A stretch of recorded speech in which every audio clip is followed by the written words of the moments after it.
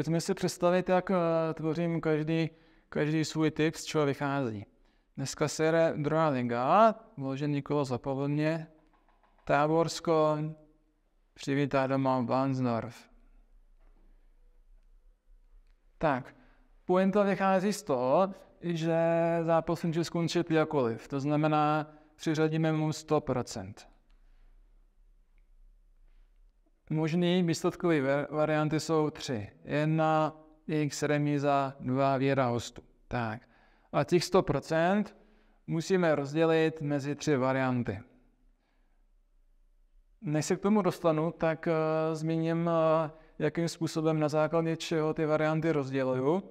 A vycházím z toho trendu, který jsem vlastně určím před sezónou a v průběhu dní už jenom koriguji dle nějakých ojedinělých událostí.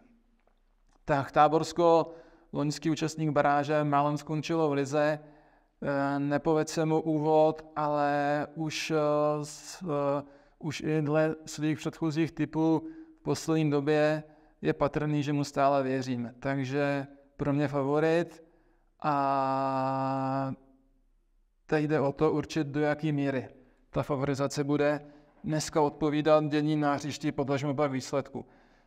Když si vezmu Varnsdorf, povedl jsem začátek, trošku začíná uvadat a i v kombinaci s nějakýma finančníma potížema, které jsou tam každoročně, tak i úbytek, dejme tomu, hráčské kvality.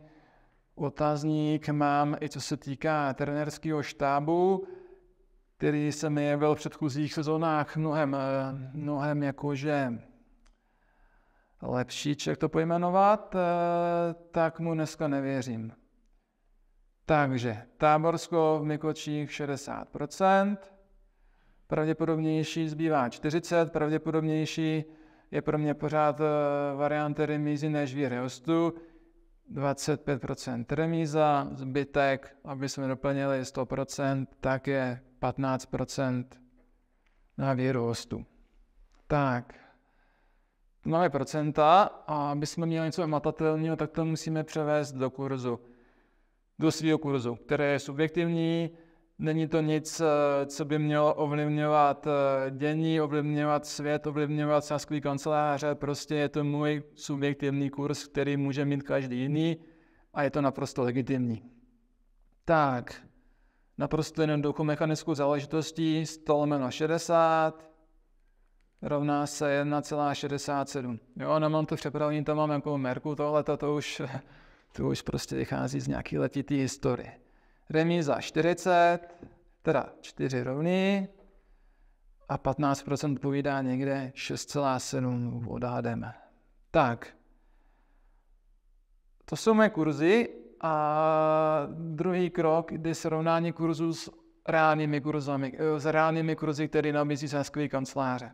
Jo, a podstatou všeho je to, aby jsme investovali na vyšší kurz, než je mnou napsaný. Jo, když si otevřu nabídku, dejme tomu Tipsport, je to úplně, můžeme využít kterýkoliv srovnávač, tak Tipsport nabízí 1,83, výhra Táborska 3,69, remíza 4,07, výhra hostů. Tak, z toho je patrný, že nemůžeme vsadit nic jiného než tu jedničku, který jsem inklinoval vlastně i v předchozích větách, protože 1,83 je vyšší kurz než 1,67. Pakliže by kurzy byly takového rázu, že by na remízu byl kurz třeba 4,55, na výhru Varnsdorfa, dejme tomu 8,9, tak by stálo za úvahu i překlopat to, že věřím Táborsku, protože věřit znamená furt v nějaké matematické rovině a fotbal výsledek když zápasu může dopadnout jakkoliv. Jo? Takže, že něčemu věřím, neznamená, že to musím zákonitě sadit a naopak můžu sadit i věc, která je v mých očích méně pravděpodobná, ale atraktivní kurzem, který vychází opět tady z toho vzorci, který jsem si napsal.